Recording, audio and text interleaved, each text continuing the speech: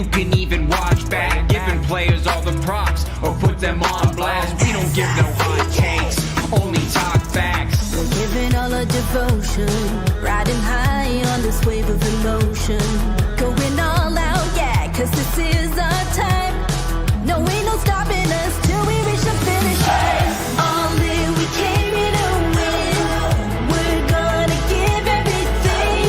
S-I-C-K on the run. S-I-C-K, sick. On fire, we're ready to fight. We'll bring the house down tonight. S-I-C-K on the run.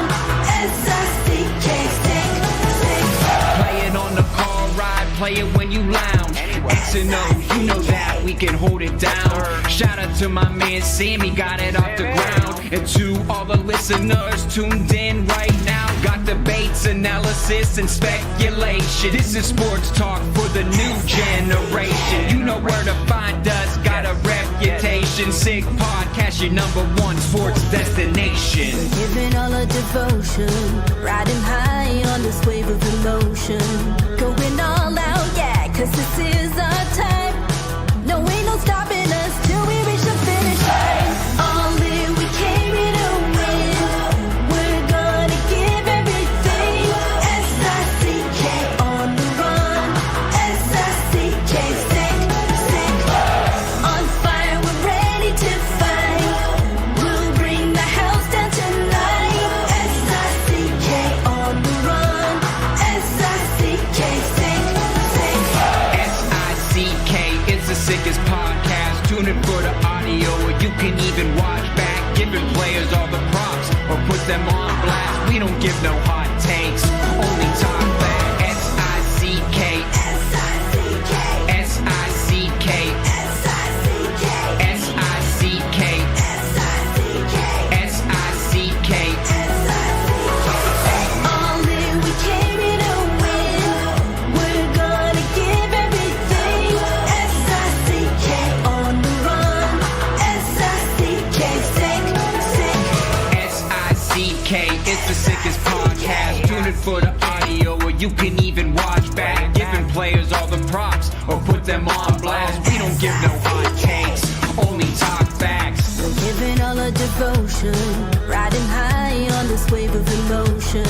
Going all out, yeah, cause this is our time. No, ain't no stopping us till we reach the finish line. All in, we came here to win. We're gonna give everything. S-I-C-K on the run. S-I-C-K, sick. On fire, we're ready to fight. We'll bring the house down tonight. S-I-C-K on the run. S-I-C-K, sick. Play it on the car ride, play it when you lounge. X and O, you know that we can hold it down. Shout out to my man Sammy, got it off the ground. And to all the listeners tuned in right now, got debates, analysis, and speculation. This is sports talk for the new generation. You know where to find us, got a reputation. Sick podcast, your #1 sports destination. Giving all our devotion, riding high on this wave of emotion. Going all out, yeah, cause this is our time. No, ain't no stopping us till we reach the finish line. All in, we came here to win. We're gonna give everything. S-I-C-K on the run. S-I-C-K, sick. On fire, we're ready to fight. We'll bring the house down tonight. S-I-C-K on the run. S-I-C-K, sick.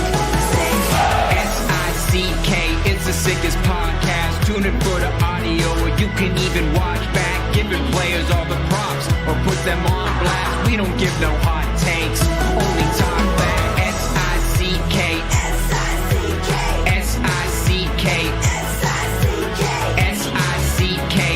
S-I-C-K. Turn up your volume. Because you're about to listen to The Sick Podcast. With Tony Marinaro. 55 seconds left in the penalty, a minute and 27 seconds left in regulation time. Boston 4, Montreal 3. Lafleur coming out rather gingerly on the right side. He gives it into Lemaire, back to LaFleur. Oh! The sickest Montreal Canadiens podcast. You're in the ball! Sports entertainment like no other. Rejoint, on lui fait perdre la rondelle, une passe devant. Et c'est le dégagement et ce sera la victoire des Canadiens. Stanley pour les Canadiens, leur 23e de l'histoire. You found the dogs! John, you found the dogs! He found the dogs! And all together, they worked a young team to the top. And now, a 24th Stanley Cup banner will hang from the rafters of the famous Forum in Montreal. The Canadiens win the Stanley Cup. Brought to you by Energy Transportation Group. Driven to be different. La Vida Tibi. Embrace your true nature. And Playground, your premier gaming destination. It's gonna be sick. Marinaro, the Sick Podcast on this Monday, April 14. We are live at restaurant Le Manoir in Pointe-Claire, where everyone was hoping for a celebration. They were hoping for a Montreal Canadiens win so the Montreal Canadiens could make it to the NHL playoffs. But very unfortunately, the Canadiens collapsed. There's no other way to put it. The Canadiens got a very good first period, led by Ivan Demidov, playing in his first NHL game with the Montreal Canadiens. He was ready to play. He had an assist on the first goal, a goal by Alex Newhook. Demidov scores his first NHL goal in what we're hoping will be one of many. And then all of a sudden, the Chicago Blackhawks just seemed to take over. And they seemed to take over after a big hit by Caden Gooley, who went out of his way to deliver a big hit, but it almost seems like his hit woke up the Chicago Blackhawks. And at a time when the pressure was on for the Canadiens to win the game, we saw a young team, and we saw a young team make some mistakes. Marinaro with former Montreal Canadien Chris Nilan with me. A round of applause for Knuckles. Former Montreal Canadiens scout in the Bob Gainey administration, Grant McCagg from the Sick Podcast, the Recruits Draftcast. And it's now time for the McGuire Report. The McGuire Report. Presented by Vago Italian. And yes, the McGuire Report brought to you by Restaurant Vago on Green Avenue, corner of de Maisonneuve. Open 23 years, longevity. Not many restaurants open that long. Private dining rooms for any occasions, birthdays, engagements, corporate meetings. Plenty of free parking after 6, open Monday to Saturday evenings. And lunch Tuesday to Friday, fresh quality ingredients. Old world Italian classics and new Italian. Come see Tommaso, the most popular man in Westmount, at the front, and his partner Angelo in the kitchen at Restaurant Vago. Pierre McGuire, how are you? I'm great, Tony. Nice to be joined by Grant and Chris tonight. Looking forward to chatting with both of them. Pierre, I'm happy you're doing great because I'm going to tell you right now, I'm ticked off, and I'm going to tell you exactly what I'm ticked off about. There's many reasons why the Montreal Canadiens lost this game, but I'm going to skip to a lot of them, and I'm going to go right to the end. You who spent time behind the Pittsburgh Penguins bench when you won the Cup as an assistant in 1991, and you won the Cup as an assistant in 1992. I want to just paint the picture for you, Pierre, and I want to hear what you have to say. There's been excitement in the city ever since the Montreal Canadiens drafted Ivan Demidov at number 5 overall. Ever since Celine Dion named Ivan Demidov, there's been excitement in Montreal. There was a hope that Ivan Demidov, some way, somehow, can get out of his contract with SKA and join the Montreal Canadiens. Everyone's wish came true about a week ago. So they got him to Istanbul. He stayed there for a day or two. Then he booked a flight from Istanbul. He got to Toronto. There were a bunch of Montreal Canadiens fans there waiting for him. And Sick Media and the Cavallaro family were there as well. He gets on the ice with the Montreal Canadiens Saturday morning in Toronto. There's a buzz. You see the highlights, a big move on Arbor Jackeye. He gets on the ice on Sunday morning in Brassard. And tonight he plays his first NHL game. Everyone's out there. Everyone bought tickets. Resellers made all kinds of money tonight. Demidov mania running wild in Montreal. I'm going to finish in 30 seconds. He finally gets there. He gets to the game. The rookie lap for him. The building is going absolutely nuts. He goes out. He makes an unbelievable play to set up Alex Newhook. It's one of the nicest plays we've seen in setting up a goal all season. After that, he gets a puck. He's in all alone. Fakes forehand. Goes backhand. Scores a goal. The building was about to come off. He was by far the best, most electrifying Montreal Canadiens player in the game. So for the love of God, Pierre McGuire, why was he not the first one chosen in the shootout? Can you please explain it to me? No, I can't. It's the same reason why I would ask the question. Why did they start Caulfield, Suzuki, and Slavkovsky in Ottawa the other night? I said it right to you right after the game was over. You know, there are decisions that are being made. This is not to shred the coaches, by the way, because I respect what they've done with this group. They're playing with house money right now. But I would have probably put him in the number one hole, because could you imagine what the building would have been like in Montreal? Can you imagine what the bench would have been like? Can you imagine what he would have been like, knowing that everyone was waiting for that moment? And we don't know if he would have delivered, but I just have a feeling this is a big moment player, and he would have. Instead, what did they do? He went with Cole Caulfield, number one. Granted, Caulfield's got 37 goals. He was missing every single shot that he took tonight. He went with Patrick Laine, who Laine looked like whatever. He was interested sometimes, and he wasn't interested other times. And he finishes off with Nick Suzuki, who took a hard hit right before that, went to the bench, looked like he was hurt, came back out, had a difficult shift in overtime. And by the way, he's 0 for 5 in the shootout. I'm about to lose my mind. Chris Nilan, please help me. Well, I don't know what you're worried about. They're in the mix, right? Oh, they're in the mix, yeah. They're in the mix. I want them in the playoffs, Yeah, of Knuckles. course, we all do. But hey, listen, you know, everyone want to see Demidov. I'm sure when they talk to Marty about it, he's going to say, I didn't want to put pressure on the kid, blah, blah, blah. It's incredible what he did, come out, played the way he did. I had a feeling he was going to do something special tonight. I said it to my friend yesterday I was watching the Masters with. I said it to Jamie. I talked to my friend Jimmy V's. I said, I got a feeling this kid's going to do something special. Nick, and he did. Chris. I mean, in two shifts, goal and assist, right? Yeah. It took me 2 months to do that. This guy's so good, he would have won the Masters. He would have won the Masters. Yeah. Grant McCagg, help me out on this one. I mean, look, with all due respect, and, you know, Pierre McGuire says he's got respect for the coaching staff, and I do too. It doesn't mean they can't make a mistake. What happened tonight defies logic, really. All those fans that are going home, they're upset, A, because the Canadiens lost, and B, they didn't see Demidov in a shootout. He went up to him and he told him, you're fourth. You might not get the 4, and they did it. No. Well, we sure all wanted to see Demidov take and he didn't get the opportunity. I just want to say, you know, I feel a little overwhelmed here being with Knuckles and Mr. McGuire and Amazon Prime Tony there tonight. Thank you. I appreciate that. You don't have to feel overwhelmed, though. Yeah, but, relax. Will you, know, Grant? For Christ's the sake. Chicago Blackhawks went with their hot hand. Nazar was flying tonight. Yeah. He was their first shooter. Let's go with the hot hand. The Canadiens went with the 3 coldest hands for the top 3 shooters. I don't understand. I don't get it. No. Well, here, Tony, let me help you out with one more do. thing. This never should have gone to a shootout. No. The Canadiens played probably one of their most reckless games of the year. Right after they went up 2-0, they got reckless. I get that Gooley's was a penalty. It was interference. You got it there a little early. They didn't kill the penalty off. Then they give up another power play goal to Nazar. They were reckless. They were trading chances. They weren't playing any kind of neutral zone defense. Guys were cheating on the wrong side of the puck. That was not a typical Montreal Canadiens game that we've seen down the stretch. Not a chance.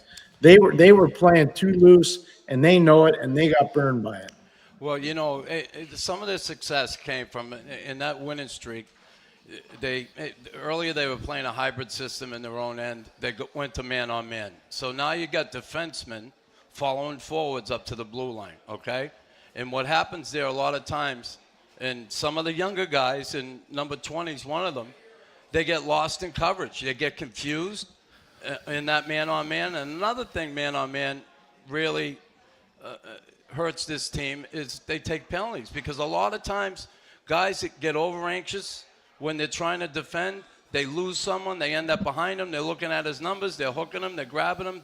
Gallagher the other night had to put the grab on someone, And listen, it's worked for them a little bit, but right now, in some of these games, the opportunities they're giving up in their own end because of breakdowns in the coverage.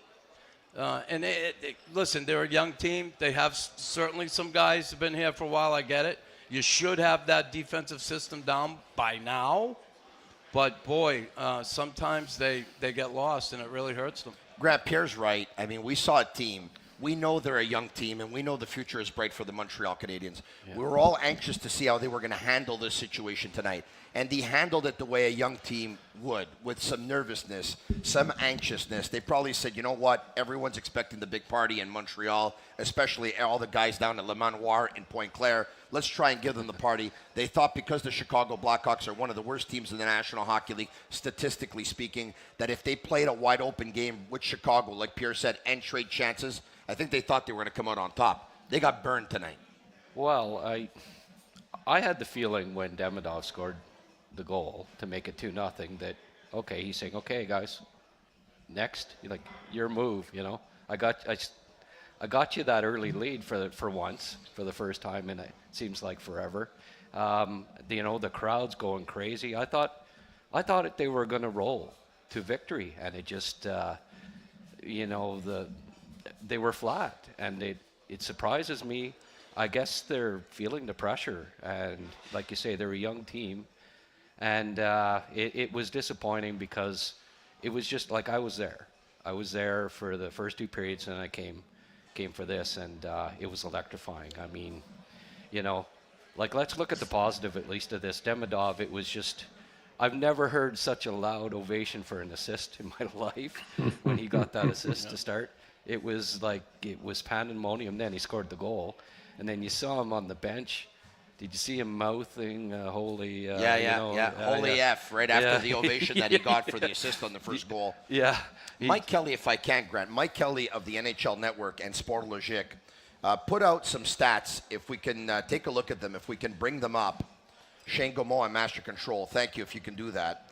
So this is what he tweeted. Electrifying debut for Ivan Demidov. Goal and assist poise. Puck on a string in the offensive zone. Not great on the Hawks' third goal, but showed offensive skill that you cannot teach. His game summary. Demidov. His first game in the NHL. Offensive zone possession of the puck. 1 minute and 6 seconds. Second on the team. Shots, 3. Tied for third on the team. Slot shots, 2. Tied for second on the team. Slot passes, 6. First on the team. Rush chances, 2. Tied for second. 1 goal, 1 assist, 2 points. Tied for first. It's not complicated, guys. The impact that Lane Hudson has had for the Montreal Canadiens this season, Ivan Demidov in his first game is having that kind of impact, Knuckles. Sure, and again, you know, he come out, like I said, I felt he was going to do something good tonight. I really did. I had the feeling, good feeling about it. But again, there's an adjustment period, right? There's still going to, he'll do great things offensively. It's where he'll have to learn here is away from the puck in his own end of the rink. I'm a stickler about defensive play. That was, I mean, you know, that was my bread and butter playing with Bob and Cabo, but the whole team had that mindset, and we were well-versed in what we were supposed to do on our end of the rink, and that's an adjustment he's going to have to make over here for sure. Pierre, he forced a shot on Chicago's third goal, a shot that was blocked by Joe Veleno, and then a couple of passes, and it finds it, you know, they make their way up, and they go on a breakaway, and they beat Samuel Montembeault to take the lead in the hockey game by a score of 3-2, which ultimately Juraj Slafkovsky scores to tie the game at 3 when Caulfield's shot ends up hitting his skate and going in. But I got a question for you. He makes the mistake. He's the last man back, and he's got to make a smarter decision there. Even if it means dumping it in, this way it's not blocked by anyone. But you just talked about them trading chances. The game is 2-2. They're in the third period. He's the last man back. Yeah, but hold on. Yeah, well, listen, Hold again, on. Cole pushed the pace. I get that. Yeah. But where's his partner? Okay. Talking about Lane. You know? Okay, let's just slow down a little. The problem on this whole play is Lane Hudson. Go watch the tape. Lane Hudson overcommits to the wall puck carrier. That's a kid by the name of Landon Slaggert who played at Notre Dame. His father's the assistant coach there. His other brother plays for the Rochester Americans, and he's got another brother coming up through the ranks. Chris, that's on Lane Hudson. It's on Lane Hudson. Yeah. He shouldn't be going over to commit at the wall. He's got to protect the inside part of the ice, and he didn't do it. They commit all game. That's all they do. I mean, all game they do it. Everybody does it. It's not like Lane does it almost every shift he's out there. They pinch almost every puck that comes around the boards. That's what they do now, right? I mean, if you're coaching and you want them to play that way offensively and play high-risk hockey in the offensive zone, you're going to get burnt sometimes. And that's this wasn't in the offensive zone. This was in their own zone. He's playing transition defense, and all he's got to do is lock the inside lane. He goes and cheats to the boards. He can't. But I'm be doing saying that. Where it all started in the offensive zone. 100%. You're not wrong on that. But Lane's he's been doing this all year. He overcommits in the neutral zone to the board side carrier all the time, even when he's coming from the offside. Can't do that. Just cannot do that. And good for you for pointing it out, Pierre, because there's going to be a lot of people who are going to go on social media and on the internet and say, you see Slavkovsky, you see Demidov, all this hype, but third goal is on him. And, it's on a couple of players, and it's not only on Demidov, who could have made a better play selection, but it's not only on him, Grant. No, it's, he's a 19-year-old kid, and he's going to make defensive mistakes. Slavkovsky still going to be, he's still going to be making mistakes, and we have to live with it, but Demidov was just electrifying. I got to keep going back to that, the positive of that. I saw Nick Bobrov strutting around after the first period there. I said hi to Nick, and I said bust, and I saw Marty Lapointe actually, and stood and talked to Marty for a while. I said, gee, you really messed up with that.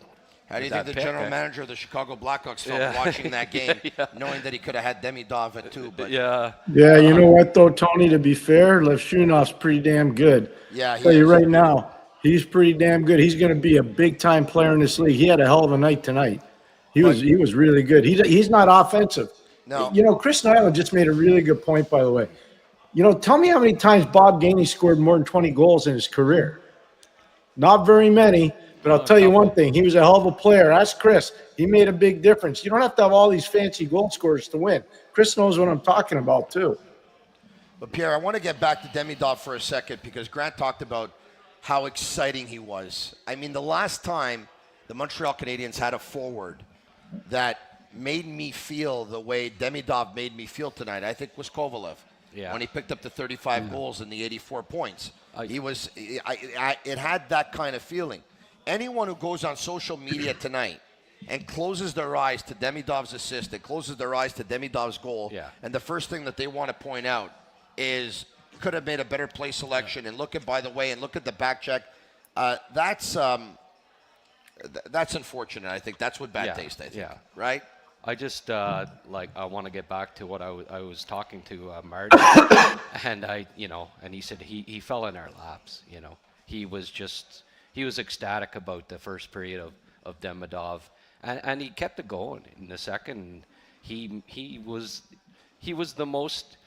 creating the most offense of any Montreal Canadien. It wasn't even close. No. And I knew the crowd, he took a face off and the crowd cheered. Yeah. They were just. He's going to be. You know why, right, Grant? Because superstars have that it factor. Well, and he has it, and everyone can see it. He has it. Yeah, I think so. I was talking earlier about that high-risk hockey in the offensive zone. What happened and they didn't score, but they gave up a 4-on-1 tonight. Yes, they did. On a bad pinch, right? Mm-hmm. If that goes in the net, forget about it. You're not even going to a shootout. Nope. So, I think a player just got benched because he made a bad play like that and gave up a 2-on-1. He hasn't played in 5 games or whatever it is. Arbor Jack guy. Yeah, and somebody pinches tonight like that and give up a 4-on-1. And that's what I meant about earlier in that play. I get coming back, but earlier in that play at the blue line when Demidov shot, where's Hudson's partner? Where's his partner on that? It was Gouli on that play. Yeah, I think, right? where was he? Was he down in front of the net? He was pitching too. Two defensemen? Hello? Tony, you know what's interesting? That's what I was getting at, Pierre. No, I got you, Chris. Like, you got two D-men down low. Like, hello? You know what's interesting? Everybody's talking about Demidov and the Montreal Canadiens. Think about in the last 10 years, forget Montreal, the players that have come into the league and how well they've done. Demidov is going to be in that category. Whomever you think, whether you think it's Austin Matthews, whether you think it's Connor McDavid, whether you think it's going to be Nathan McKinnon, whether you think it's Nikita Kucherov, whomever you think are the top echelon players in the league, they've gone to these different cities. Demidov's going to be one of those guys in Montreal. He's going to be one of those guys in Montreal. 100%. Pierre, the Columbus Blue Jackets look like they're almost like a team of destiny. They got 2 games left. If they win both their games and the Montreal Canadiens don't win their game or don't pick up a point next game versus the Carolina Hurricanes, the Columbus Blue Jackets are going to go through. Look, I know you don't know who's going to win those hockey games, Pierre. I mean, the hockey players themselves don't even know. But what does your gut tell you about Columbus's final 2 games in Philadelphia and at home versus the Islanders? It almost looks like the Islanders have thrown in the towel in their season, Pierre. Yeah, I think if Columbus wins tomorrow in Philadelphia, it's going to be really tough. Montreal's going to have to win out. I believe that. But I do think Philadelphia at home is going to be tough. I don't think they're going to be an easy out. They want to prove something. They played a lot better under Brad Shaw the last probably 6 or 7 games after they got rid of John Tortorella. So I think they're going to play an A game. That being said, too, with Columbus, how much deeper can Jet Graves dig? To sweep Washington this weekend and the way they did it, I just don't know. I've watched this kid play since he was an undrafted player with the Barrie Colts. So, I mean, we're talking about a guy that's overachieving right now. Not a knock on him. Good for him. He's doing it. Can he do it again? I don't know if he can. I don't know. Grant, do you get the feeling the Carolina Hurricanes will come into Montreal on Wednesday and rest some of their best players? Like Slavin, like Aho, like Seth Jarvis? I just hope KK doesn't score the game-winning goal. That wouldn't go over very well. That would be kind of crazy, wouldn't it? Yeah, it would. Wouldn't it? Yeah. Wouldn't it? Are you worried about this young team nerves getting the best of them going into Wednesday night? Yeah, listen, they have a tough task. I don't care if they rest guys or not. That's going to be a tough out against that team. They're a good hockey team, and they're a well-coached hockey team. So they're gonna have their hands full. And, yeah, tonight was the night. Tonight was the night. They should have finished it off, and they didn't. And, yeah, it's unfortunate, but we'll see what happens. Wednesday, like I said, big night, and you got to hope the other team loses. And when you're in that position, it's not fun. Pierre, when you have a chance to take care of business and seal your fate and make it in the playoffs, and you can't do it, and let's just say by chance you happen to get in because the team chasing you actually lost a game, is that a telling sign? Like, are the alarm bells going off there that something's wrong with the team, or they're probably just not ready for prime time? No, I don't think. I wouldn't be worried about that. You got to get in. It's like the lottery. You got to be in it to win it. You can't worry about that part of it. You just got to get in.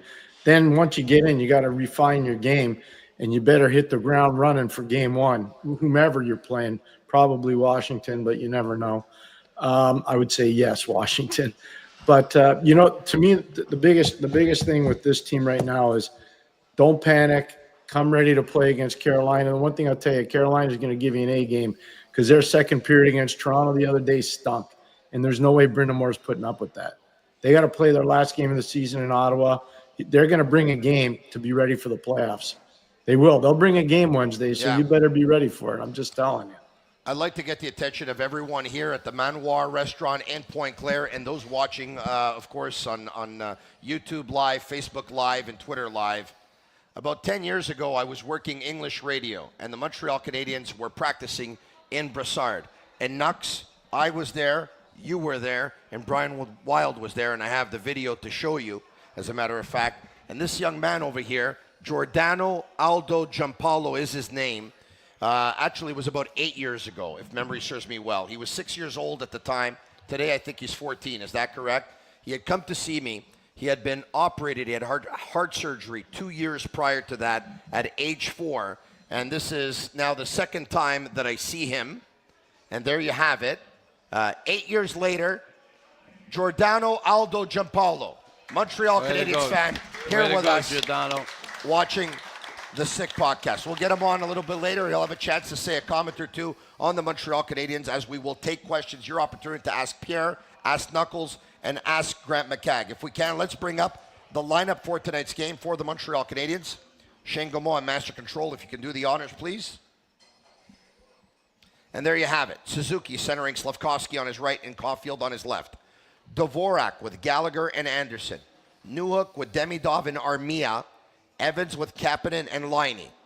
On defense, Matheson, Carrier, Gouli, Hudson. Well, Lane Hudson, of course, playing the right side. Struble, Savard, in goal, Samuel Montembeault.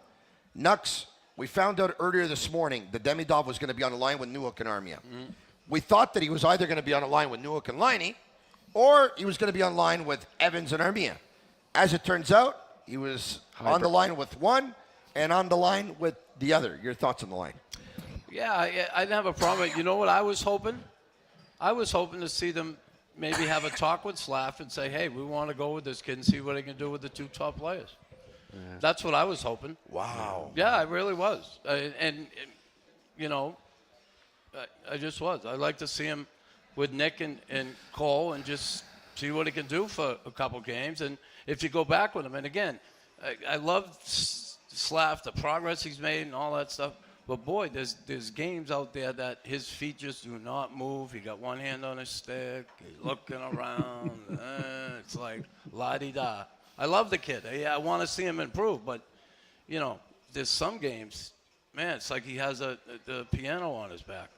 Before we get to Grant McCagg, Pierre McGuire, talk to us about the pecking order. Do you think there was a fear on Marty St. Louis' part to say, you know what, I'm gonna take away one player from the first line. All of a sudden, some dissension sets in. One player is upset. Maybe the line mates are upset and all that stuff. Talk to me about that. Do you think the decision to play Demidov with Newhook and Armia was like, you know what, I'm not going to ruffle any feathers, even though Patrick Laine was probably disappointed about it. Pierre, your thoughts? The hardest part about amalgamating players at this time of the year is that all these guys have fought and bled together, and all of a sudden you're bringing in a new guy, and it's hard in the room. It's hard. Nobody wants to see their friend lose their job. Unfortunately, it's a real part of professional hockey. And it doesn't matter what level you're at either. It's a very painful part of it. So as a coach, you got to be aware of that. I agree with Chris. I think eventually he's going to replace Slafkovsky on that line. Really? I just don't think it's going to happen in game one. Yeah. It's just like I wanted Lane Hudson on the power play right from the start. Yeah. And you know, as much as it pained me not to see him there, eventually it happened, but it took a month and a half. Yeah. And I think eventually you're going to see Demidov replace Slafkovsky on that line. Grant, he's got first-line talent. Everyone knows about that. But when Slafkovsky comes into his own with more consistency, the size that he has, the 6'3.5", 230-pound frame, is a perfect complement, you would think, to Caulfield and Suzuki, one who's 5'11", and he's not small because he's thick. And the other one, though, Cole Caulfield, who's not even 5'8", he would be the perfect complement. If you put Demidov there, are you worried that some size and some toughness could be missing on that line? With how dynamic Demidov is, no, not really. I think that they can do it. Like there's so much skill.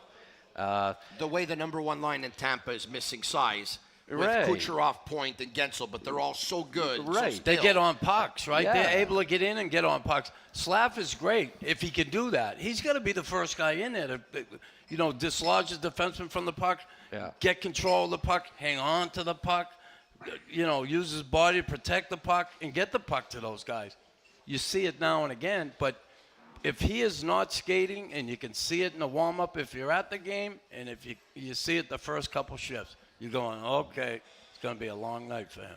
Pierre McGuire, that's something that you've been repeating often on the Sick Podcast. Slav has to move his feet. Seems like we've been talking about Slav a lot tonight. We've been talking about him not moving his feet as much as he should. Yeah, no, I mean, I had the good fortune. Chris was playing in Boston when Kevin Stevens was playing for us in Pittsburgh, and Kevin moved his feet all the time. And when he didn't, we'd bring him in and have to tell him, dude, unless you move your feet, You're not playing with the big man. You're not playing with 66. And you know what? That's a pretty good threat because it's legit. And he moved his feet, and Chris could tell you, he was a tower of power. He's a tough guy to play against. Yeah. And then when you compounded, our 92 team, we put Tocchet on the other side. You had Tocchet, Lemieux, and Stevens, and both of the guys on the wings were moving their feet. How do you think Mario was going to feel? Pretty damn good.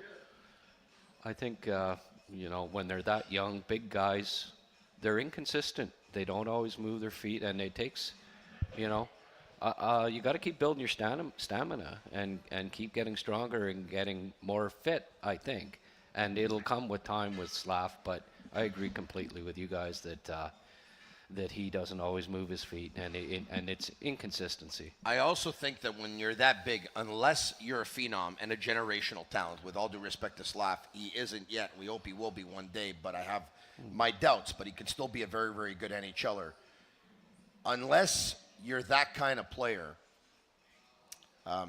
you don't think the game great because you've got by on size and athleticism and physicality for most of your career, and you haven't exercised that body muscle, and that's why it could take a little bit longer too. And that's the only thing I find that's missing on that line is I find that Suzuki and Caulfield feed off of each other, and they know where each other's going to be at all times, but Slavkovsky sometimes is like not sure what they're going to do. Yeah, and we got a glimpse of just how intelligent Demidov is tonight.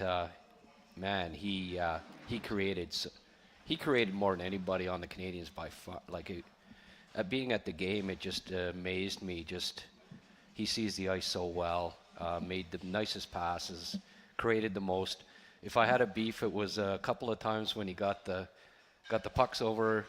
I thought he should have let the one-timer go. He's got a really good shot, and he tried to pass it in the slot there a couple of times.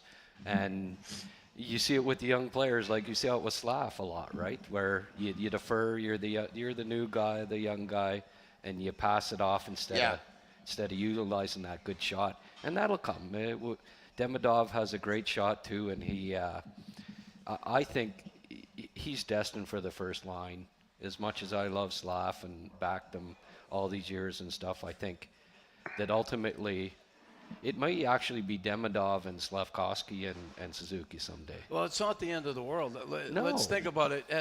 And if it Somebody's happens, got to be on the second line. Hopefully, this offseason, they have enough assets they can go out and try and get a center iceman that can play in the two-hole. Exactly. That's wouldn't you think that's the Yeah. goal? Yeah, this for summer? sure it is, yeah. Now, can it happen? We'll see. But He and Newhook did create together. Unfortunately, Newhook it's one of those nights where he could have 3 goals tonight, and he ended up having 1 goal. But Newhook's got so much speed that Demidov can keep up. Yeah. Liney's got a tougher time. Yeah, I don't know that. I don't know. It's going to be interesting in the off season whether. I guess they have no choice but to bring Laine back next year. But he's been. There's been some disappointment in that regard with Laine. I think he's got to.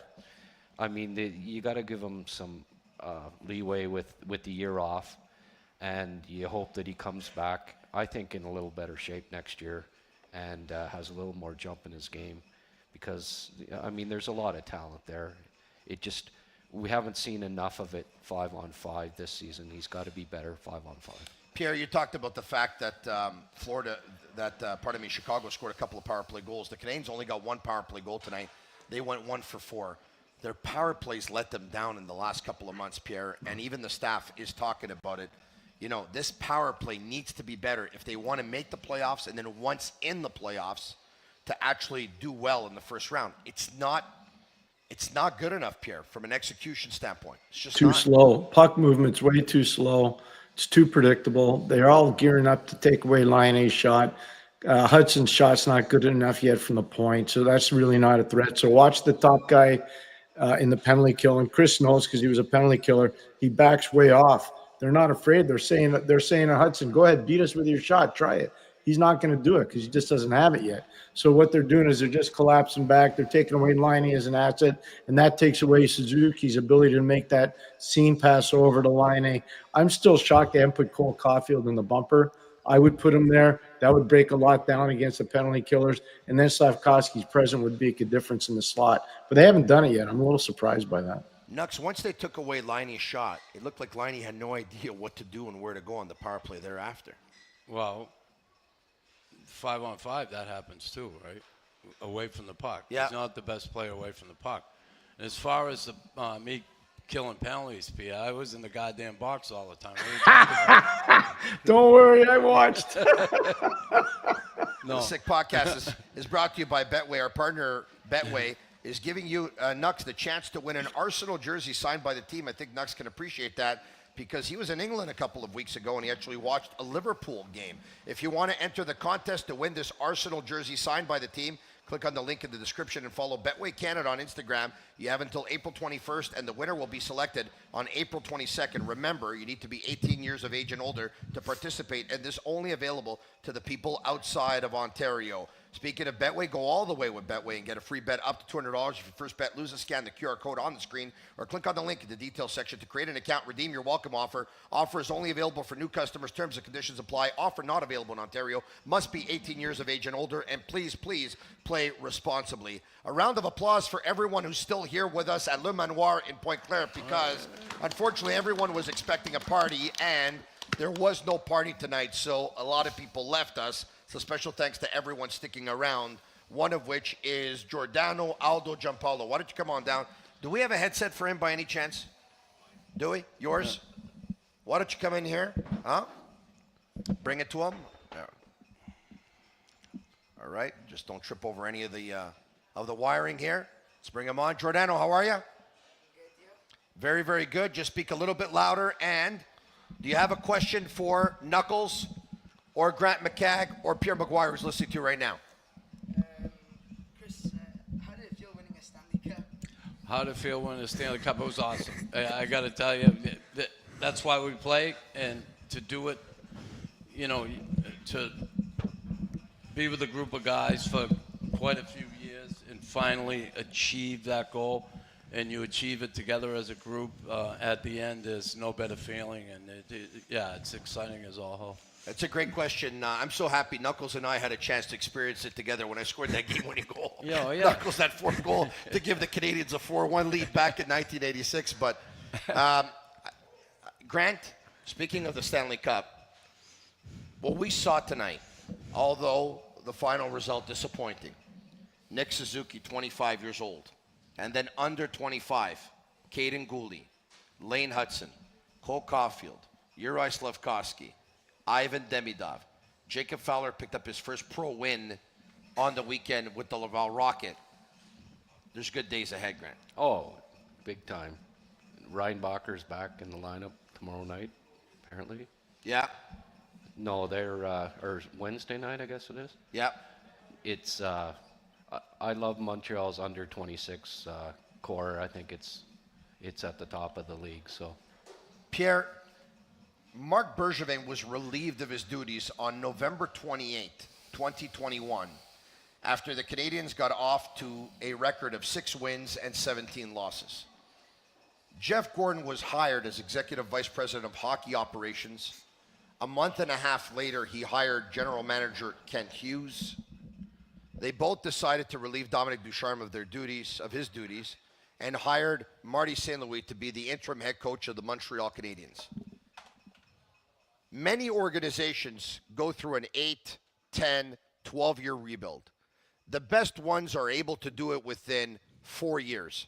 That's what the Canadiens are trying to accomplish here. Some will say they already accomplished it, whether they make the playoffs or they don't, because they have a chance to make it on the final game of the regular season. Pierre, how impressed are you that in under 4 years, the Canadiens are where they are, having gone through a rebuild and stockpiled the assets that they have? I'm really impressed. I think it's unbelievable what they've been able to do. But, you know, there's been some great trades, too. The Suzuki thing wasn't a draft. It was a trade. You know, they would love a mulligan in Vegas on that one. Caulfield was drafted by the previous regime. You know, Gallagher's showing the heart of a lion. The fact is that he was probably drafted 3 regimes ago. Anderson was a trade. So you look at Armia was a trade. Newhook was a trade. Demidov's a draft. Lionel's a trade. Evans is an amazing 7th-round pick. Kapanen's a draft. So it's not one size. Matheson was a trade. Carrier was a trade. Gooley and Hudson are real good draft picks. Hudson, Maxime Lapierre says it best. Hudson's not a superstar. He's a franchise player. Yeah. He's go around the league. If you don't think he's a franchise player, what would you call Quinn Hughes? He's a franchise player. What would you call Cale Makar? I know they're different. Cale Makar's a franchise player. Go around the league. These are franchise players. They're hard to get. Chris played with a guy named Larry Robinson. He and Lane are totally different. But Larry Robinson was a franchise player. He's a franchise player. The Sick Podcast is brought to you in part by Accent Insurance Solutions. All insurance isn't created equal, and you know where to find the right solution for you. Accent Insurance. Accent doesn't sell insurance. They shop insurance for you to find the right product right on the money. Whatever your insurance needs, home, automobile, or business, you can call them or jot this number down and give them a call tomorrow, 514-363-3636, or visit their website, www.accentassurance.com. One more question, this time from me to Giordano Aldo Giampaolo. Are you worried that the Montreal Canadiens are not going to make the playoffs? Yes or no, and why? Oh, that's a good question. Am I worried? I wouldn't say so. I wouldn't say I'm worried. I think we can get it done. It's 1 point against a rested Carolina team, which is still not to underestimate. But we have a team with a Calder Trophy candidate, which I think should win it. We have a captain who's taken us by storm this year, playing such a great season. You have Slav and Caulfield who have, Caulfield's produced. Slav in the corners is unstoppable. Now you're adding Demidov, and But they had all that tonight, though, and they weren't able to get it done. So you're not worried? You sure you're not worried? And good for you if you're not worried. You're giving a lot of people hope there. You're getting people excited. Yeah, but I think that's exactly what we need right now, and especially how Demidov. When we look at players, NHL superstars, in their last season from the KHL before the NHL, Demidov has averaged more points per game than Ovechkin, Kuznetsov, Datsuk did. And I think now, today, his second shift assist, third shift, he got his goal. I think that on Wednesday we can only expect more and better things from the team. I hope they're going to get pumped up. I think we can take it home. A round of applause once again for Giordano Aldo Giampaolo. All right, there you go. As Michael Bublé once said, in a couple of years from now, this guy's going to take my job. Yeah. When the young fan was there singing, right? His mom asked, can he sing a song? Yeah. And then he heard him sing, and he said, holy nutballs, you can sing, huh? This guy can talk sports and talk Montreal Canadiens hockey. All right, okay. It's your opportunity to ask Pierre, ask Grant, and ask Chris Nilan if you want to bring up a couple of questions. Nux, so very much appreciate your time. I know you're a busy guy. You're working on your one-man show, which, of course, is going to be here in Montreal at Maison Principale at the end of May and early June.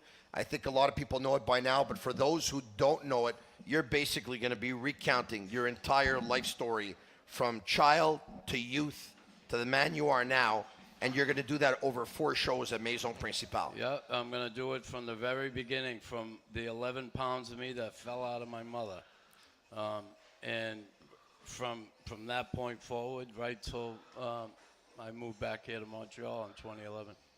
How much time are you putting into that? I would imagine a lot. I was there all day working with Vito downtown. And, we're constantly going over stuff, trying to find there's so many stories, there's so many things I could introduce to the show, but we're trying to find the most impactful, and I have an idea what they are. The most impactful stories, for people to hear, but also to be able to deliver a message in there. So, it's a lot of work. It's fun.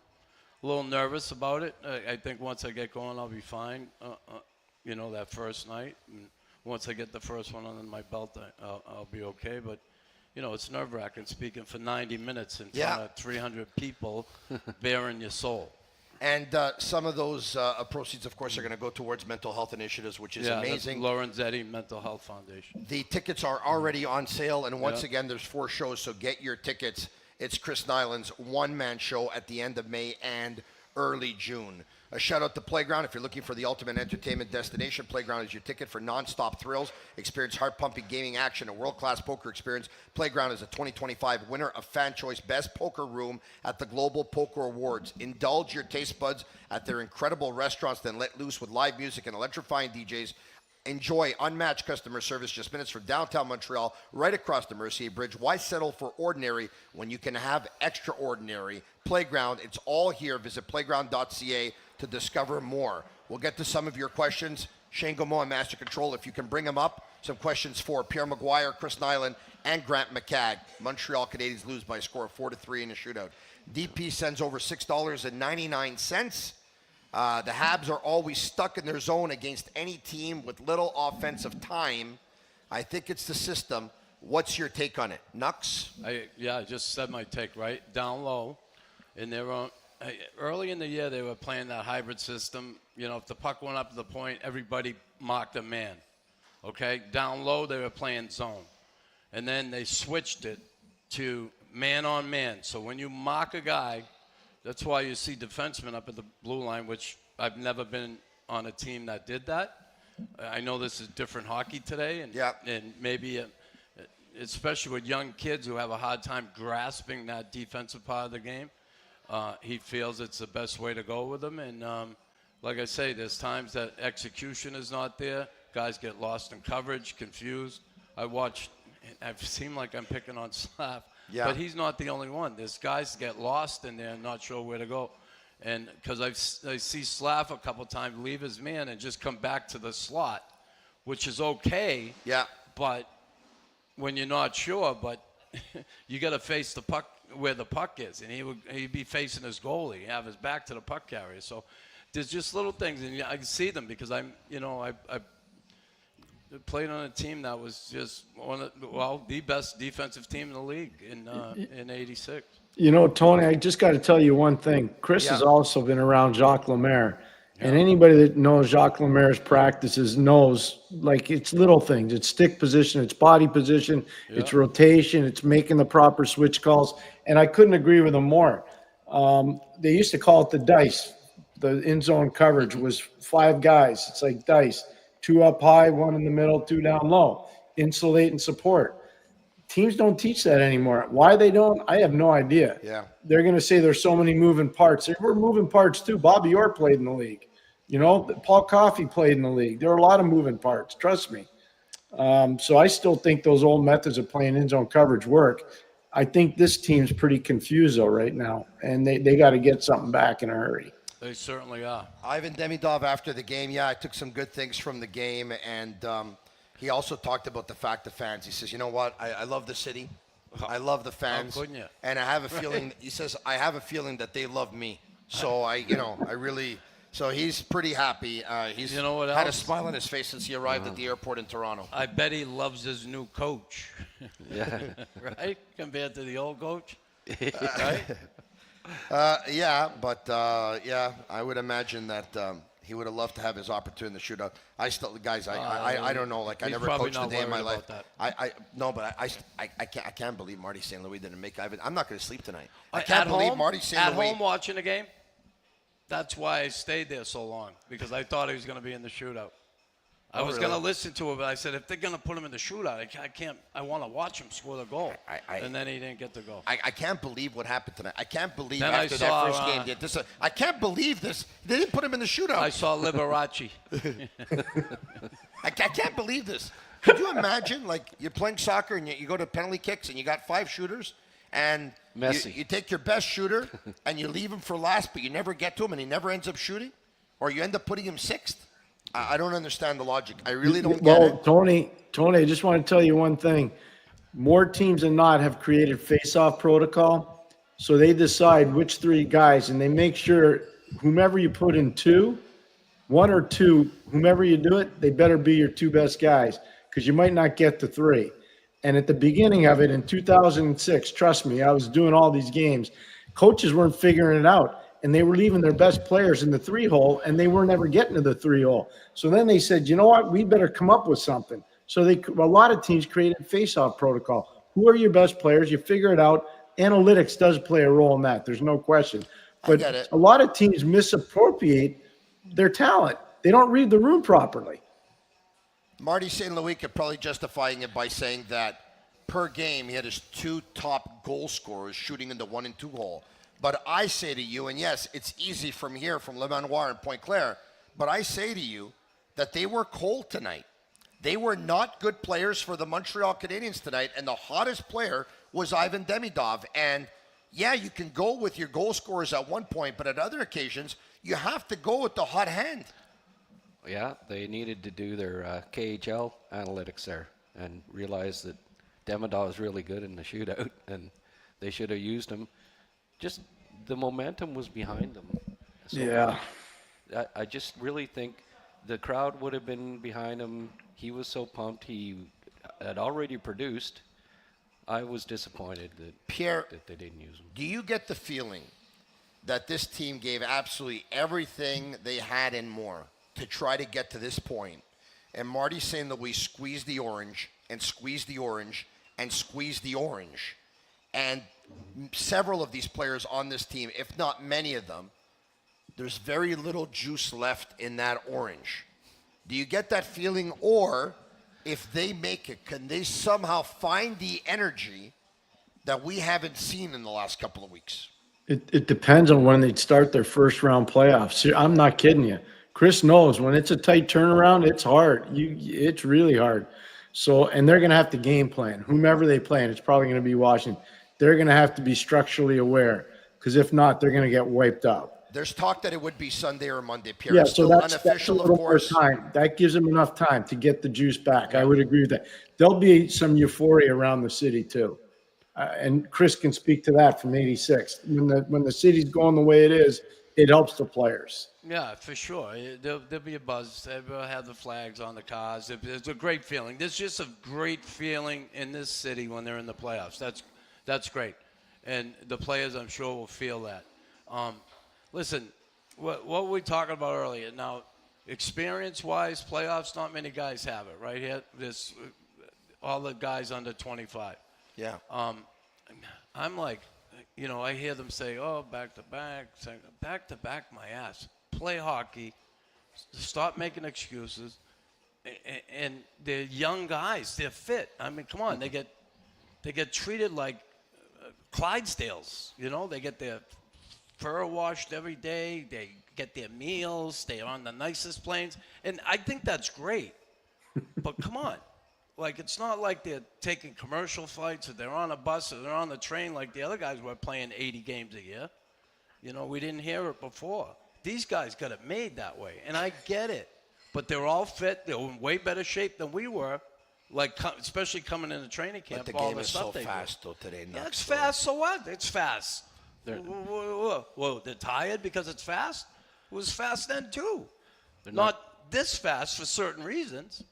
They're not going to come down from Dawson City by dog sled or anything. Yeah, like it's that like I get it, but the biggest thing for me is experience, and if they're going to get in around, most of them are going to gain some, and who knows what can happen. But they'll have a couple days, they'll be fine. Well, but it's Yeah, I agree with that. We've seen a lot of teams limp into the playoffs, and you see teams that are on a 10-game heater and then lose 4 straight in the playoffs. You see teams that lose their last 5 and then are great in the playoffs. So you can only put, it's a second season. They call it the second season for a reason, and you can only put so much stock into how a team ends the season, wins and loses. when we won the Cup in '86, we were like, I don't know, 3-7-5 or something in our last 15 games or something. It was crazy. We were terrible.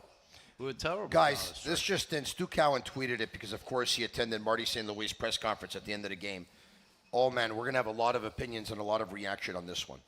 Marty St. Louis says if video review had been called immediately after Nazar scored on the first shootout attempt for the Blackhawks, it might have changed his strategy for order of Habs players.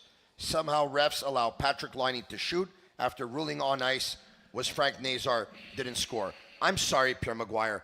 I don't buy this. I really, really don't. He's looking for it out here. Hey, what are we talking about here? We're talking about a team that's playing with no urgency whatsoever to make the playoffs. Marty St. Louis had to go with the guys that he thought gave him the best chance to win that hockey game in the shootout. What was he doing? He was, okay, I'm going to put Demidov fourth because I think it's going to go 4 rounds. And if the video review would have happened earlier, I would have changed my my order of selection of players. Is this a joke or what? This is bullshit. That's sounds. Although it was fishy. It was a little weird that, I've never seen that before, where after the Habs player shoots, they say, oh, well, he scored. No, but I understand what you're saying. But so hold on a second. So Marty St. Louis says, Caulfield, you go first. Liney, you score second. No. Suzuki, you go third. Demidov, by the way, if we go fourth, you're going to go fourth. Okay, no problem. Oh, if the video review would have happened, he would have said, Liney, you're not going second anymore. I'm going to go with somebody else. I'm going to change my order. I'm not sure what the rule is. I think. Is he allowed to change the order? Well, here's what I think. What I'm bringing up. Apparently, if there's a video review, if play starts, you can't video review something. Yes. Okay, so what does that mean in the shootout? I know. So there's they thought it was no goal. Liney goes and shoots, and then they do a video review?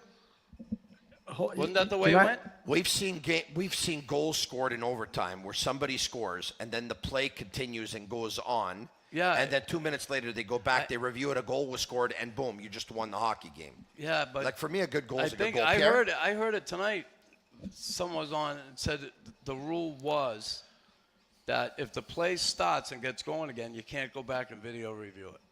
No, that's true. I would agree with what Chris just said. Right. So can I just say one thing? I didn't watch the same feed you guys did. Yeah. I watched the Chicago feed. Okay. And I'm just telling you right now, they had it 1-0 Chicago after Nazer scored. And the puck was stuck behind the crossbar in the back of the net, or in the bar behind at the back of the net. Peanut butter. They never had that as being no goal. I can tell you right now, I watched the Chicago feed. So I don't know what they were saying on TSN. But what was it, on Amazon tonight? Yeah, I don't know what they were saying on Amazon, but I'm telling you, I watched the Chicago feed, and they had it 1-0. So I don't know what they're selling, but I'm telling you what the Chicago feed had. I watched the entire game there. Pierre, you ready for this? Rule 78.5, disallowed goals, and Rule 37, video review in the NHL rulebook. Once a shootout attempt is ruled no goal, and the next shooter takes their attempt, the play is considered dead, and the original ruling cannot be overturned. The official's decision on the ice stands. Now, did they call it no goal? Chicago might have put it up there, but did the refs must have called it no goal because they let him shoot? They let Liney shoot. And they didn't put it up there. Yeah, so I don't know if the referee said it was a goal or no goal, but I'm telling you, I'm watching the Chicago feed, and you see that puck clearly go in the net. There's no question that was a goal. There was some confusion there because a lot of people thought it went up into the netting behind the net. Yeah. Right? Yeah. Can you imagine the Canadian season ends like this? That there was no review, and then all of a sudden, then it's not supposed to be a goal. Nick Suzuki ends up hitting the crossbar, and what could have been, if he scores, they continue, of course, in the shootout. Could you imagine if the Canadian season ends like this? They had 99% chance to make the playoffs. I'm not imagining it, no. Well, I refuse to imagine it. So, Tony, I understand what you're saying. You're saying you didn't think that was a goal? No, I thought it was definitely a goal. It was a goal. And in my opinion, puck was in the net. This is my opinion. I don't care what the rule book says. I don't think a player or a team should be screwed if a video replay shows that it went in. Right. Like they could have taken shootouts for another hour. No, I get it. And they could have gone back, and for me, it's I a goal. get that, but that, according to that rule, yes, if according the to the rule, referees didn't call that a goal and they let Liney shoot, it's no goal. And I get it. I wouldn't want to win like that. I don't think the Canadiens deserve to win tonight. I really don't. It's unfortunate, but they had a chance to do it on home ice, and they blew it. Let's put the cards on the table here. They blew it. I've got a question for the two coaches here, Tony. Is that sure? Do you change the lineup for Carolina? Chris? Ask that coach. Pierre, I would change the lineup. I would change the lines. Yeah. I want Demidov playing more. Yeah. I do. I'm being totally serious. I want him playing more. If you want to put Arbor Jack guy in, Carolina really doesn't have a pugnacious team. But if you want to put him in, I don't know if they're going to dress that kind of lineup. They really don't have any artillery. He doesn't preach that kind of game. So if you want to put him in, you put him in. He's not going to do that, Pierre. He doesn't trust his play. He hasn't trusted in the last month of the season. That's what I mean. So I don't know. So I don't know where else. Like, I'm not putting Pizzetta in. I'm not putting Joshua Roy in. I might put Heineman in. That's it. That'd be the one I think about is Heineman. I've been at the last 2 games in Armia. You know, that injury that he has, whatever, is bothering him. And I would consider resting him and putting in Heineman. Yeah. At least the guy can shoot the puck. Yeah. You know. Yeah, no, I agree. Ivan Demidov's a really good playmaker, and we saw that tonight. But you can't set up Armia for a goal right now because Armia can't shoot. Bring in, if they're gonna put those 3 together again, or that line, I would substitute Armia with Heineman. Someone who can shoot the puck. That's right. Yeah, and rest Armia. This didn't happen, okay? But the question deserves to be asked. What would have happened if tonight Montembeault would have given up 7? Who do you play in goal in the final game of the season? Like, I think we all believe they're going to come back with Montembeault, right? Yeah. Oh, yeah. And he's their number 1. But Jakub Dobish's last 2 starts have been the 2 best goalie performances from a Canadiens goalie in the last month. Yeah. In the last month. Well, not this year, but Montembeault stopped like 47, I believe, in the first game of the season versus Toronto there. But that kid, it seemed like they cooled off on him, right? He kind of, and then he comes back in. He plays like he did the other night. I was like, where'd this come from? I thought they had him kind of thrown under the bus a little bit, you know? Pierre McGuire brought up Amazon, and on behalf of Sick Media, I want to thank Amazon for the privilege and the honor that they gave us at the Sick Podcast for being part of their broadcast tonight. They gave us a call, and they asked us if we could prepare a 4 or 5 minute video actually to start off their TV coverage tonight, talking about the Montreal Canadiens and the path to the final 2 games of the regular season, with the Canadiens needing a win to clinch. So we put something together for them, and we sent it off to them earlier today, and they were able to include it as part of their TV coverage tonight. And we thank them very much because they're doing great things. If you watch their broadcast, the camera angles and the picture quality is totally fantastic. I think they're a breath of fresh air to the TV landscape to watch hockey games. So once again, we want to take this opportunity to thank Amazon for thinking of us. We're honored that they did that. A couple of more questions for Pierre McGuire, Grant McCagg, and Chris Nilan live from Le Manoir. Shane Gaumont, if you can bring up 3 or 4 questions. Gentleman B sends over $10. Is Ivan Demidov the answer for second-line center? If not, is Lane Hudson the answer for second-line center? Whoa. 15 minutes a game and 15 minutes a game of defense. Just a joke, but kind of not, to be honest. Pierre, a lot of people think if you have playmaking ability, it obviously means that you're a centerman. But Nikita Kucherov and Patrick Kane were unbelievable playmakers, and they didn't play center. Yeah. Well, Ivan Demidov, you can't throw him in at center. I mean, you just can't. You know, center, it's all about, like, you have to know your defensive. I mean, the coaches can. Knuckles is better to answer that. You just can't throw a winger in center. Let's think about Jonathan Drouin. Yeah. Center and Max right. Pacioretty. You're right. Just it's. You can't throw him to the wolves. If anything, and I think they did it pretty good with Kirby Doc, is when he was coming back and he was struggling, he put him on the wing to not put so much pressure on him. But the other way, man, you better have your game going in your own in the building. You're done.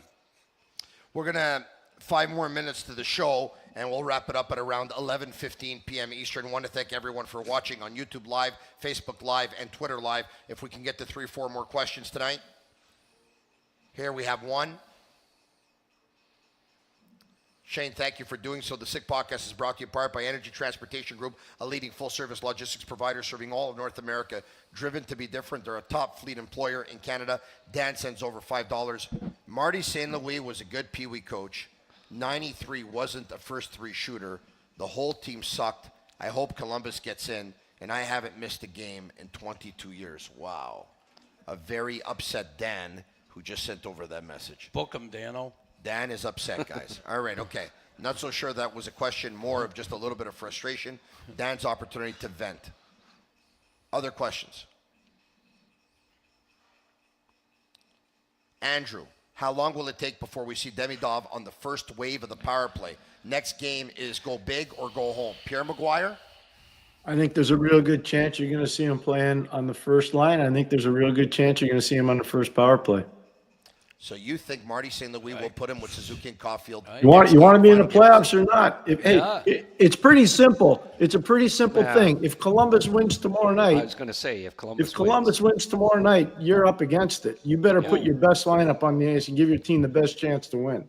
There you go. And if someone's going to be pissed off because they get taken off that line, well, you get all summer to be pissed off. Yeah, I was just going to say, you know what? Too bad. You want to hear a good meeting? You want to win or, you know? I'll tell you how harsh the league can be. I was running a practice in Pittsburgh, December the 23rd, and Scotty wasn't happy with the way the guys were playing. He said, Pierre, bring the guys over. And he said, fellas, I'll tell you one thing right now. We won the cup last year. We're going to win it again this year, but 3 of you probably won't be back. And he looked at 3 guys. And he said, you, and you. If you don't wake up, you're gone. And then he goes, Merry effing Christmas. And he walked away. Was one Pierre, we have a little bit more clarity as to what happened during the shootout. Elliot Friedman reports, I'm in the NHL's Toronto Situation Room tonight, getting a look at the process before the playoffs. Chicago-Montreal shootout. The person here watching the game notified the penalty box before Patrick Liney's attempt that Frank Nazar scored. Sure. Liney went before on-ice officials could be told. That's what went down. So? It's nothing. That's because Toronto knew that on-ice officials are in charge of the game, not the guys in Toronto. Sounds like a couple of people are trying to save face to me. They are. It's like, They're totally trying to cover. Hee-haw. They better make the playoffs. If they don't, there's going to be another riot. Maybe. 70 years later. I mean, I hope that doesn't happen. I'm not encouraging anyone to do it, of course, but Good, man, there's... Tony. I'm glad you covered that, Tony. Yeah, thank you. I had to say that. We live in a politically correct world now in 2025 next. All right, 1 or 2 more questions, and we'll get it done here. So we could all go home and cry ourselves to sleep. Vekas 781 says, what do you think are the biggest keys to coming out on top? Is it goaltending, staying disciplined, or someone stepping up offensively? Curious to hear everyone's thoughts on what will make it or break it for the Montreal Canadiens. I'm going to say this. Go ahead.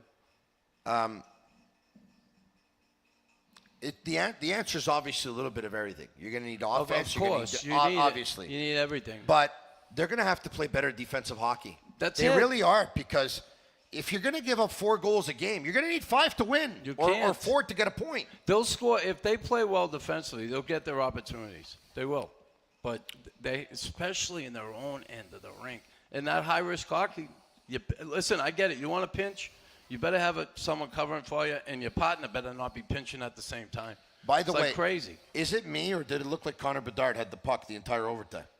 Yeah, Montreal didn't have the puck too much. We're waiting for the Canadiens' best players to get the puck. They never have it. Connor Bedard was circling round and round and round. They could touch him. No. And by the way, Demidov on the ice in overtime versus Connor Bedard, and they're playing man on man, and he doesn't give him any space at all. He was amazing. Yeah, but he got good edges. He's able to pivot with it. That's the thing when you play man on man. If you get looking at numbers, you're done. You're grabbing, you're holding, you're hooking, and they're getting a scoring opportunity. Demidov had fantastic defensive stats in the KHL and in the MHL the year before. He was on the ice for like 0.3 goals against per 60 minutes, which was, the best. I did stats on every prospect. He had the best defensive stats in that regard of anybody. He's underrated defensively, and I think He's a smart player. he is. Smart player. Guess how many people are watching us tonight on YouTube, Facebook, and Twitter combined? 11,000. I just saw the numbers right now. Oh, We have wow. 11,000 people watching this. 11,000 very disappointed Montreal Canadiens fans that were looking for an opportunity to celebrate, to party. When was the last time they did so? 2021 playoffs. The Canadiens make it. They beat Toronto. They beat Winnipeg. They beat Vegas. On St. Jean-Baptiste, Arturi Lehkonen scores that goal to send the Montreal Canadiens into the Stanley Cup final. Josh Anderson gives a little bit of pleasure, a little bit of enjoyment to Canadiens fans who were down 3-0 in the final to score the game-winning goal in overtime in Game 4 at the Bell Center. The Canadiens go to Tampa. They lose. Since then, what have been some of the best moments? The Slavkovsky draft, which took place in Montreal, where they drafted Slavkovsky first, also drafted Lane Hudson 62nd. The Canadiens finished last that year, first year of the rebuild. Second year of the rebuild, they finished second last. They draft David Reinbacher 5th overall. Last year, they finished 5th last again, and they draft Ivan Demidov 5th overall. And tonight, Marty St. Louis called it the biggest game of the season. Canadiens win, and they're in, and in the end, they lose. 11,000 people here, probably very frustrated, probably very disappointed, as much as we are. And they're probably saying the same thing. Why didn't he choose Demidov to be one of them? I'll just say it again. I didn't think they were going to make the playoffs this year. The coach and step management and everybody were hoping they'd be in the mix and playing meaningful games. They are now. But if anybody watched this team in October, November, beginning of December, and thought they were making the playoffs, they're going to make the playoffs, well, you know what you could do. Because that team didn't have a clue of how to play hockey as a group, and they were brutal. You saw it all year, right? Yes. That when they quit against Pittsburgh and In October, they gave up 6 and a loss in Boston. They gave up 6 at home versus Pittsburgh and a loss. They give 7 up at home in a loss versus the Rangers. They give up 8 at home in a loss versus Seattle. On Halloween night, they give up 6 on the road in a loss in Washington. And then in November, it was better. They only gave up a lot of goals in one game. December, they gave up on December 12th, Thursday, December 12th. They give up 9 goals on home ice to the Pittsburgh Penguins. They lose by a score of 9-2. They come back after the Christmas holidays. Saturday, December 28th, they go into Florida. They win by a score of 4-0. Jakub Dobeš was absolutely unbelievable. The following night, they win in Tampa by a score of 5-2. A couple of days after that, they're playing an afternoon game, a 3 p.m. Eastern game in Vegas. They win by a score of 3-2. Montembeau makes 3 huge saves with 30 seconds left. Did the Celtics win that night, too? They lost that night, okay. 107-104. After that, I just made that up, by the way. On the Saturday night, they go into Colorado. They win in a shootout. Dobeš stands on his head. A couple of weeks later, they win in Dallas. That's where they turned it around. Then they hit that wall, Grant, before the Four Nations face-off, losing 8 of 9. They come back. They're re-energized. They win 5 straight. So wouldn't you say it's incredible that they are right where they are right now? And it's incredible where they are right now. And I'll also say this. And it's that Christmas trip was going to make them or break them. It's incredible, Nux. Yeah, it is. But can I add something? Yeah. If they blow this, it's a choke. I don't know if it's a choke. They had a 99.1% chance. It's like you go to a dance and you have 99.1% chance of leaving with, the nicest girl in the room, and you don't. It's There's just a a difference joke. between choking and inexperience. Okay? Playing these tight hockey games, I'll just say it. Some teams can play 2-1 games and be as comfortable as you sitting in a pizza parlor having a slice, Tony. Right? That happened earlier today, by the way, at the 1 p.m. Or a lobster tail. It also happened at 4 p.m. and at 6:30, by the way. But you know what I'm saying? Like some teams are really comfortable in that.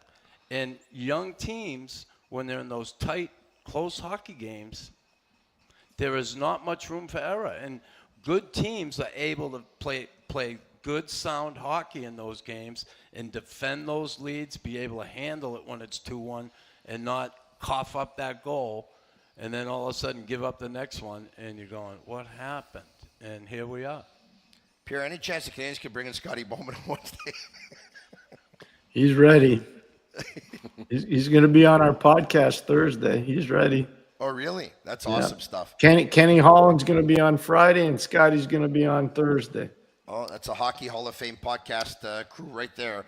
The Sick Podcast, The Eye Test with Pierre McGuire and Jimmy Murphy, weekdays at 4 p.m. Eastern, Pierre, thank you very much. Chris Nilan, thank you so much Pierre, for coming take out. care, Pierre. Good to Great talk, visiting pal. with you and Grant. Thank you, Chris. Always. Thank you, Grant. Thanks, Tony. Grant McCagg, who made his way down from Ottawa, the Sick Podcast, the Recruits Draft Cast podcast, along with Shane Gaumont. You made your way down from Ottawa, your press box row watching the Montreal Canadiens, and made your way right after the second period. Very much appreciate that, Grant. I'm going to be on my podcast on Friday.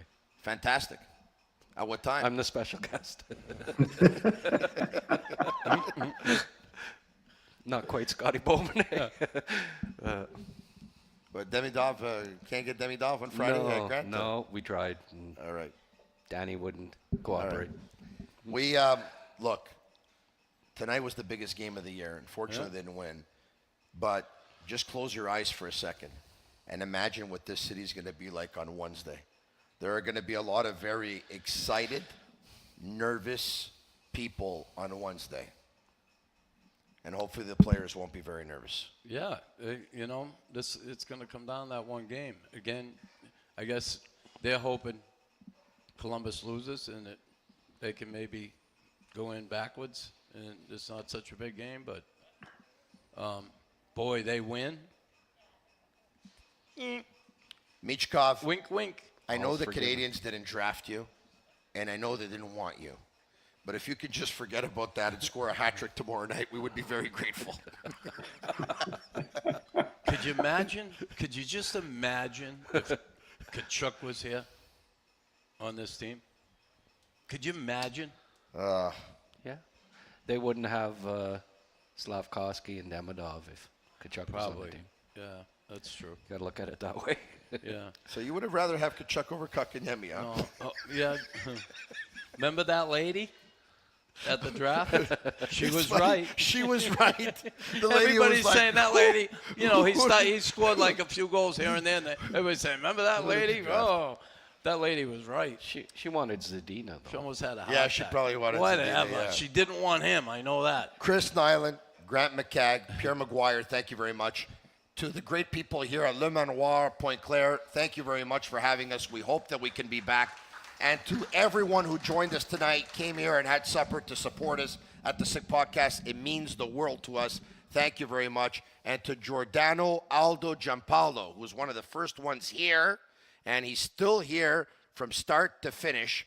And we have our friend here with his HFTV jersey. Why don't we give them a shout out? Because together, we're stronger. All right, okay. Pierre McGuire, thank you very much. We'll talk to you again Wednesday night after the Montreal Canadiens defeat the Carolina Hurricanes by a score of 8-0 to make the playoffs. We'll talk to you then, Pierre. I think Pierre hung up at that 8-0. I think he's in disbelief. Thanks, everyone. Cheers. Thanks for watching. And that's a wrap. Hope you don't miss us too much until next time. Follow the Sick Podcast with Tony Marinaro on YouTube, Instagram, Facebook, Google Play, and Apple Podcasts. The Sick Podcast is brought to you by Energy Transportation Group, driven to be different. LaBita.tb, embrace your true nature. And Playground, your premier gaming destination.